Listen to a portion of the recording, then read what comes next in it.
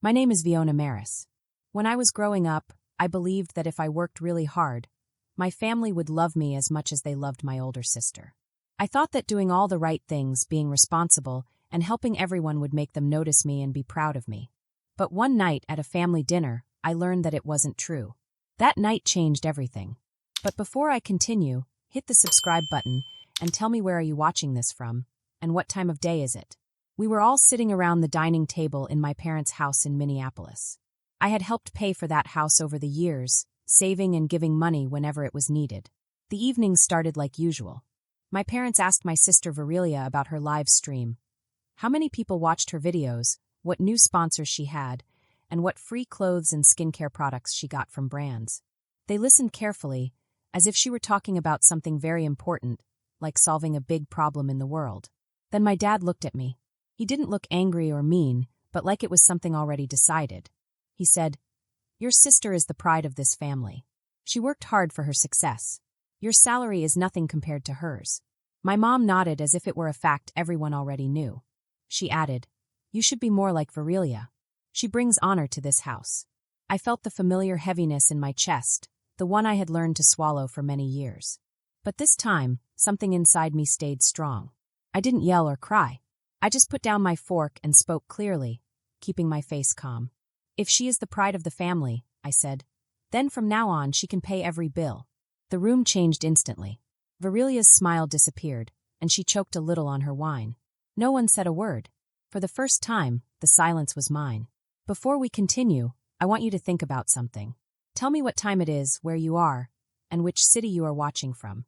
I want to see how far this story has traveled, because this story might feel like it could happen anywhere, even in your house." Growing up in Minneapolis, I learned early that families don't always share responsibilities equally. I saw it happen in small ways when I was young. Sometimes my dad worked long hours, and sometimes he didn't have work at all. My mom had to find temporary jobs, sometimes cleaning houses or delivering food, just to keep things running. Money was often tight. Every surprise bill felt like a big problem, and I learned early to step in whenever I could. After college, I got a job at a medium-sized technology company in the city. I worked as a project analyst. My job wasn't glamorous, and I didn't make millions, but it was steady. It came with health insurance, a retirement plan, and room to grow if I worked hard. My parents were happy at first. They had faced money problems before, so they appreciated the stability I brought. I helped quietly with bills, repairs, groceries, doctor visits, and sometimes even rent. I didn't ask for praise. I did it because I believed responsibility was something you uphold, even if no one noticed. Virilia, on the other hand, was very different. From the beginning, she had a charm that drew attention wherever she went. She could smile at someone once, and they would remember her forever. When Virilia turned 18, she became interested in live streaming. At first, it was just a hobby, but she treated it like it was her full-time job. I remember her moving furniture in the living room to make her videos look good, setting up ring lights, and trying different makeup looks. At first, she barely made any money, but she spoke as if she were already famous. She said that brands and companies would notice her soon, and she would become someone very important. My parents listened with admiration at everything she said. I noticed the difference. Whenever my parents needed money for bills, they asked me first. Always me. Always with words that made it sound small, temporary, or easy. "Just this month," they said. "Next time it will even out." But next time always became another request. Meanwhile, Virilia told my parents she needed new equipment and subscriptions for her live streams. Every purchase was called an investment, like she was planting seeds for a big tree to grow. I watched my parents treat her spending like it was smart and important, while my own help was treated like it was expected, like something I owed them. One day, my mom said something that really hurt me. She said that Virilia was special, destined for more than a regular job. I didn't say anything. I just kept working, earning promotions, and learning to manage money for myself and them. But the more I helped, the more they depended on me. Virilia began showing my parents messages from her fans, praising her personality, talent, and charm. My parents' eyes lit up every time they looked at her screen. I never saw that look directed at me, not even when I showed them my promotion letter. It felt like my accomplishments didn't count because they weren't on a screen for everyone to see. One day, my mother asked me to send extra money so Virilia could go to a networking event in another city. She said it would help her career. I hesitated. My dad looked disappointed, like saying no would be selfish. I gave the money because saying no felt like breaking the family. But I felt a shift inside me. I realized I had been carrying everyone's expectations for years without ever being noticed. I stayed silent, telling myself the unfairness would eventually change. But I was wrong. A year later, the difference in how my parents treated us was impossible to ignore. Virelia's channel had grown more than anyone expected. She got more followers, sponsorships, and invitations to big events with flashing cameras and people treating her like someone important. Her first contract wasn't huge, but it was more money than she had ever made. My parents celebrated as if she had won a big award. They took pictures with her, shared posts, and told everyone she was becoming famous. At first, I was happy for her. I thought someone could follow their dreams and still respect others. But as Virelia got more popular, she changed. She began speaking about my job in a way that made me feel small. She would look at my work clothes, tilt her head, and smile like she did on camera. She called my job safe, average, and predictable, as if those words were insults. She said the only work that mattered was the work that got attention. My parents agreed. They started saying that success was about how many followers or reactions you got. If someone commented on Virelia's videos, that meant she was valuable. If my work wasn't online, it didn't count. I remember one afternoon when my mom said, "The world rewards those who dare to be seen," while scrolling through Virelia's page and not even looking at me. Another day, Virelia laughed at dinner and said she could pay for the whole meal with one live stream. My dad agreed, adding that people respected those in the spotlight. They wanted me to react. But I didn't. I just felt bitter inside. I still helped with bills quietly. When their car broke down, I paid part of it. When the heat stopped working in winter, I made sure they stayed warm. I did this because I believed in responsibility, not for praise. But I started seeing a difference between helping out of love and letting people take advantage. The imbalance was too clear to ignore. I began leaving family dinners early, visiting less, and answering messages slowly. I wasn't angry. I was protecting myself. I tried to keep the peace, even as the ground beneath it became shaky. I didn't know it then, but this distance would be necessary. Soon, something would happen that showed exactly where everyone in my family really stood. Something that would make the unfairness impossible to ignore. I realized that for a long time, I had tried to win my parents' love by being responsible and helpful. I thought that if I did enough, they would see me the way they saw Virelia. But love and respect can't be earned just by working hard. Sometimes people see what they want to see. Sometimes they value what shines bright and ignores what quietly supports them. Even though it hurt, I learned something important. I learned that my value doesn't come from recognition, followers, or praise. My value comes from who I am and the things I choose to do because they are right, not because someone will notice. That night at dinner, when I told Virelia she could pay all the bills, I felt free in a way I hadn't before. For the first time, the family's attention didn't control me. I realized I didn't need their approval to know my worth. After that night, I began taking care of myself in ways I had never allowed before. I focused on my own work, my own dreams, and my own happiness. I set boundaries and stopped letting people's judgments define me. I didn't stop helping because I was mean or angry. I stopped enabling disregard. I learned that love and support must be mutual.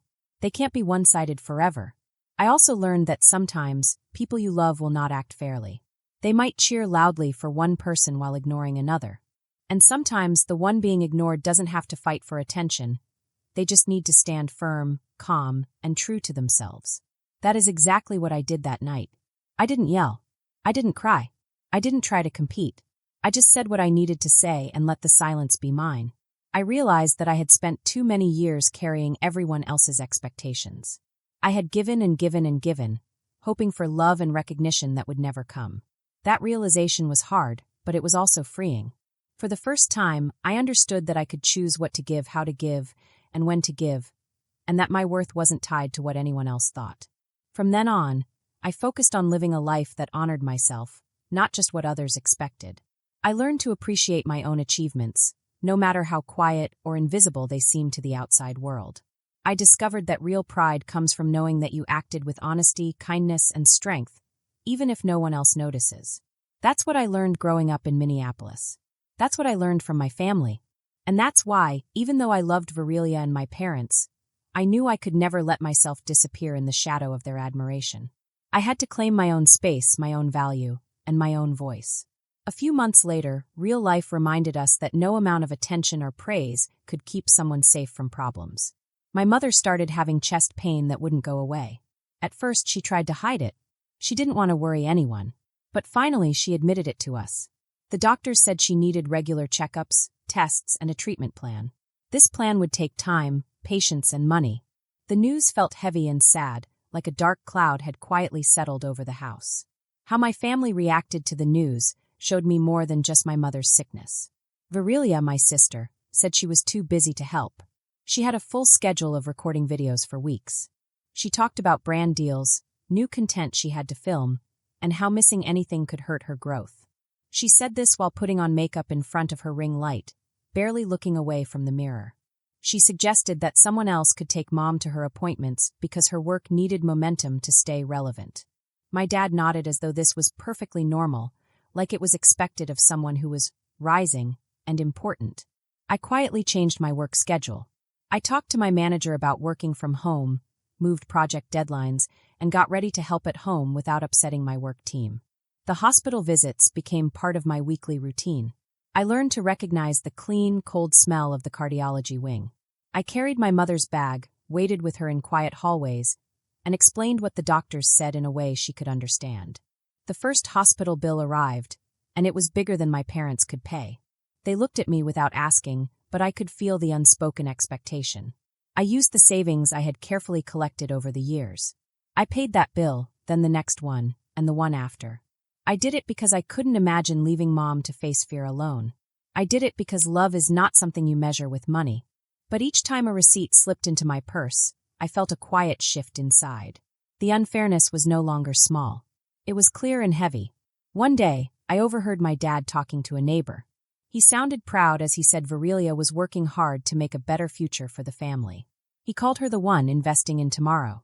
I stood on the porch, holding a bag of Mom's medicine in the cold Minneapolis air. I realized he didn't mention who drove Mom to the hospital 3 times a week. He didn't mention the money I was quietly giving to keep things running. I realized then that, to them, my role was never truly seen. I was just the one who did everything without being noticed. I didn't want to thank you. I wanted them to see the truth. But the truth was something they had ignored for a long time. That day, the distance I felt from my family didn't feel like something I had made. It felt like something they had built. One holiday season later, the rhythm of our family had quietly changed around my routines and reliability. Mom's health had stabilized, though she still needed regular doctor visits, medicine, and careful meals. I kept helping because I didn't want her to be in danger. Meanwhile, Virilia moved into a fancy apartment downtown. The apartment had huge floor-to-ceiling windows and a concierge. She said it was necessary for her image, like the city skyline was part of her brand. She filmed videos in the lobby, the elevator, and the rooftop, always showing herself as someone rising, evolving, and ascending. Virilia came home less often. When she did visit, it was very short, usually between studio sessions. She wore designer jackets and new jewelry. She talked fast about numbers, trends, sponsorships, and staying relevant. My parents listened to her stories with pride. They asked about subscriber counts the way other families ask about health or happiness. They told neighbors she was becoming someone with influence, someone to watch, and her success reflected back on them. Meanwhile, I continued paying for things at home. Groceries, medicine, refill prescriptions, seasonal bills, and repairs added up. My father called these small things, but they weren't small. He assumed I would handle them because I always had. My mother thanked me, but her gratitude had begun to sound rehearsed, like she had practiced her words to avoid acknowledging how much was actually happening. They spoke about Virilia as if she were building a future for the family. I was the present keeping things working. One evening, while I was preparing a holiday meal, chopping vegetables at the kitchen counter, my father said how lucky Virilia was to have opportunities for a life full of possibilities. He spoke like she had earned this chance, not through talent but by destiny. I stayed quiet, but inside a slow ache began to form. The expectation was familiar. I was supposed to support the household, so Virilia could focus on her growth. It didn't feel like helping anymore. It felt like doing chores she didn't have to do. It felt like serving her instead of showing love. At a family gathering that season, my parents proudly talked about Virilia to relatives. They described her apartment, her sponsorships, her events, and her long hours in front of the camera. No one mentioned the hospital visits. I had paid the bills, adjusted my work schedule, and kept the household running. When relatives asked how I was, my parents answered for me. They said my work was steady, which seemed like a word chosen to show I was reliable, but not remarkable. That night, driving home through the winter streets of Minneapolis, the sky dark by late afternoon, snow layered thick on the ground, and holiday lights reflected off patches of ice, I thought about my role. I had become the structure that kept everything upright, invisible until it cracked. I wondered when I started believing that love required constant sacrifice without being seen. I wondered how much of my life I had shaped around their comfort instead of my own worth. I realized that respect is not something that comes just because you give enough. Respect needs balance, recognition, and effort from everyone. Without that, love turns into obligation turns into expectation, and expectation quietly erases you. I didn't know what I would do next, but I knew something had to change. When winter came, Minneapolis shifted into a soft, quiet kind of silence. Snow layered thick on the streets, and the air felt heavier, as if the season itself was holding its breath. During that time, cracks began to appear in Virelia's shiny world. A short video of her being rude to a barista during a live stream spread across social media. The tone was sharp, dismissive, and impatient. People reacted immediately. It wasn't a huge scandal, but it was enough to shake the bright image she had worked so hard to build. A major sponsorship deal was pulled, and comments on her posts turned colder. I watched it all from a distance, aware of its importance, but not surprised by the cause. Virelia continued acting as if nothing had changed. She insisted publicly and privately that the public would forget, and that she was still rising. But the numbers told a different story. Viewer counts went down, and her income became unstable.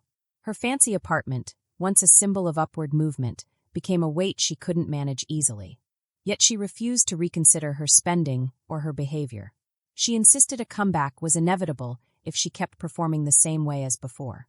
At home, the unease settled into my parents' faces. They didn't speak of their fear directly, but their calls to me became more frequent. First, they mentioned small things, groceries, copays, seasonal repairs. Then they started talking about Virelia's commitments and opportunities that might be lost if she had to slow down or reorganize her finances. The implication was clear. They expected me to step in again, to stabilize everything quietly. I have been here before. I knew what they were asking. I took a deep breath and did not answer immediately. I thought carefully about my response. Eventually, I told them no. I spoke calmly and evenly, without anger or bitterness. I said I would continue to support them when it came to health and keeping the home stable, but I would no longer pay for Virelia's lifestyle choices or her professional risks. I explained that I loved Mom and wanted to be there for her, but it was not fair for me to keep covering for someone else's choices. I wanted them to understand that being reliable did not mean being invisible or used. After that, things began to shift slowly. The house felt a little lighter because the expectation that I had always felt was lifted. I still helped with Mom's appointments and health needs, but Virelia had to face the consequences of her own choices. Slowly, she learned that her actions had real effects, and that she could not rely on someone else to save her every time. It was difficult to watch her struggle at first, but I realized it was necessary for balance and fairness. I also began thinking about myself in a new way. I realized that I had spent so many years giving and sacrificing that I had forgotten to care for my own dreams, my own comfort, and my own happiness. I understood that love was important, but so was respect, fairness, and recognition. I didn't have to carry the weight of everyone else's mistakes alone. I could still be caring and responsible without losing my sense of self. Over the next months, I felt stronger and more certain. I had learned that being there for the people you love does not mean letting yourself be invisible or used. True love is balanced. It is fair. It includes care, effort, and recognition from everyone, not just one person. And though I still worried about Mom's health and did what I could to support her, I no longer felt crushed by the weight of everyone else's choices. I had drawn a line, and it was necessary. Virelia's rise and fall has shown me a lot too.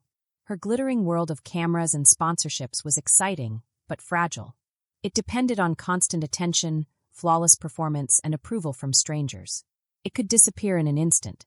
I had learned that real stability and love come from the quiet, steady actions that are often unseen. The small things that keep a household running, the care we give to the people we love, and the respect we expect in return. These were the things that truly mattered. By the time another winter came to Minneapolis, I felt more aware, more grounded, and more certain of my place in the family.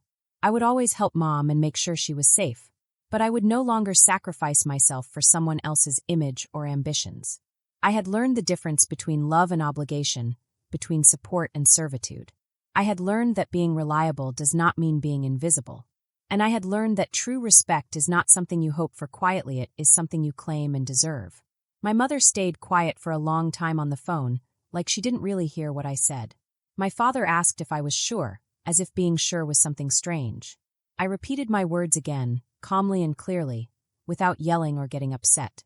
The conversation didn't turn into an argument. It ended quietly, with a strange kind of confusion that they didn't know how to fix. During that time, I spent more hours with my friend Thessa. I had known her for many years. One evening, we met at a small cafe near my office. The lights inside were soft and warm, and the snow outside reflected their glow, making everything feel cozy. We talked about many things: work, the cold winter, books we liked, and our daily routines. Thessa didn't ask about my family at first. She waited until I mentioned them, and then she just listened. She didn't try to fix anything or give advice. She didn't judge me. She noticed the tiredness in my voice and told me it was okay to take care of myself and to set boundaries. Her calm and kind presence reminded me that friendships don't have to be about favors or rewards. They can just exist simply and quietly. By the end of the winter, I understood something very clearly. I could no longer give up my own happiness just to make my family feel okay if they didn't treat me like an equal. The distance in our family had always been there. I was only now choosing not to ignore it. A few weeks later, things became much harder for my sister, Virelia. Her situation got bad faster than anyone expected. She had fallen behind on paying her rent for many months, and her lease ended suddenly. The fancy apartment that had once made her feel independent and successful now reminded her of how quickly life can change. I heard from neighbors that Virelia packed her things quietly. She didn't want anyone's help, and she avoided looking at the building staff who had once greeted her happily. She returned to our family home carrying boxes that seemed heavy. But it wasn't the weight of the boxes, it was the weight of sadness, disappointment, and frustration. My parents welcomed her back with worried love. They said she just needed time to get back on her feet. But their hope began to fade when the bills started piling up. Credit card bills, utility bills, and loan reminders covered the kitchen table one morning. My father held the papers with shaking hands. My mother stared at the numbers in disbelief. It wasn't just one mistake that caused this. It was months of spending too much, feeling pressure to succeed, and ignoring the reality of the situation. The house felt so quiet, almost like the walls themselves were holding their breath. Rumors started spreading. Relatives whispered about how our family had fallen from respect. Neighbors who used to compliment Virelia on her talent now looked at us with sad eyes, like pity was the only thing left to give. The atmosphere in the house became tense. Every conversation felt rehearsed, like we were acting in a play to hide the embarrassment and fear. Finally, my parents came to talk to me. They walked slowly, as if they were afraid of stepping on broken glass. My mother spoke first, in a soft but serious voice. She said that Virelia needed help, that I was always the reasonable one, and that helping Virelia was just part of being family. My father nodded and added that Virelia had worked so hard for her dreams, while I had chosen a stable job. He said my steady life meant I had a responsibility to help her. I wasn't surprised. I had heard this kind of talk many times before.